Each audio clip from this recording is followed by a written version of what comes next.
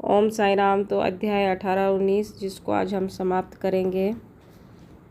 तो साईं बाबा ने यहाँ पे बहुत सारों को भगवत लीलाओं का श्रवण करने को कहा। किसी को भगवत पाद पूजन को, तो किसी को अध्यात्म रामायण व ज्ञानेश्वरी तथा धार्मिक ग्रंथों का पठन एवं अध्ययन करने को कहा।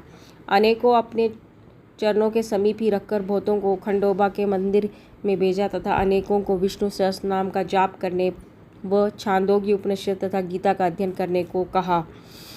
तो ये सब जो बाबा के बारे में अलग अलग भ्रांतियाँ फैलाती है, तो यहाँ पे बता दिया जाए तो उन्होंने हिंदू धर्म को कितना ज़्यादा प्रोत्साहित किया। उनके उपदेशों की कोई सीमा न थी। उन्होंने किन्हीं को प्रत्यक्ष और बहुतों को स्वप्न में दृष्टांत दिए।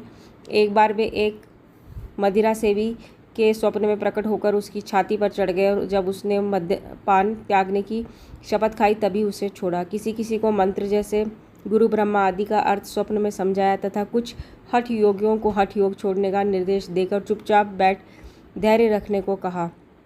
उनके सुगम पथ और विधि का वर्णन ही असंभव है। साधारण सांसारिक व्यवहारों में उन्होंने अपने आचरण द्वारा ऐसे अनेकों उदाहरण प्रस्तुत किए, जिनमें से एक यहाँ हम बताएंगे।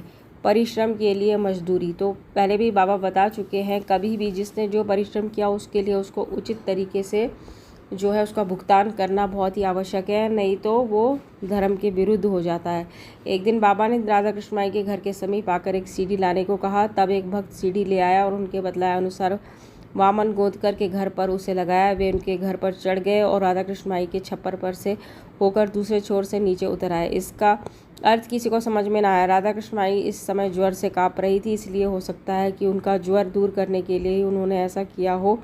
नीचे उतरने के पश्चात शीघ्र ही उन्होंने सीढ़ी लाने वाले को 2 रुपये पारिश्रमिक स्वरूप दिए। तब एक ने साहस कर उनसे पूछा कि इतने अधिक पैसा देने का क्या अर्थ रखता है। उन्होंने कहा कि किसी से बिना उसके परिश्रम का मूल्य चुकाए कार्य न कराना चाहिए और कार्य करने वाले को उसके श्रम का शीघ्र निपटारा कर उदार हृदय से मजदूरी देनी चाहिए। तो ये थे साईं वचन।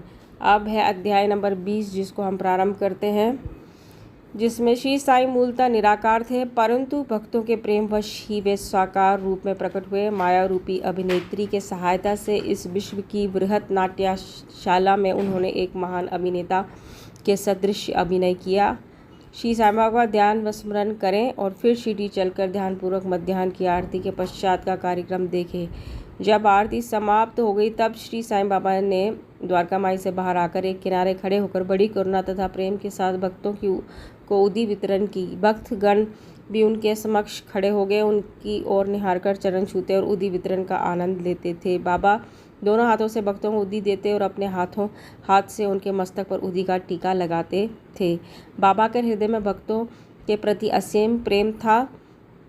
वे भक्तों को प्रेम से संबोधित करते, ओ भाऊ अब जाओ भोजन करो, अन्ना तुम भी अपने घर जाओ, बापू तू भी जा और भोजन कर। इस प्रकार वे प्रत्येक भक्त से संभाषण करते और उन्हें घर लौटाया करते थे। आहा क्या दिन थे, वे तो अस्त हुए तो ऐसे कि फिर इस जीवन में कभी न मिले।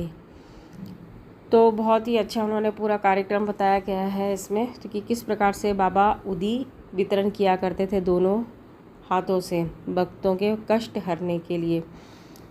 ईशोपनिषद।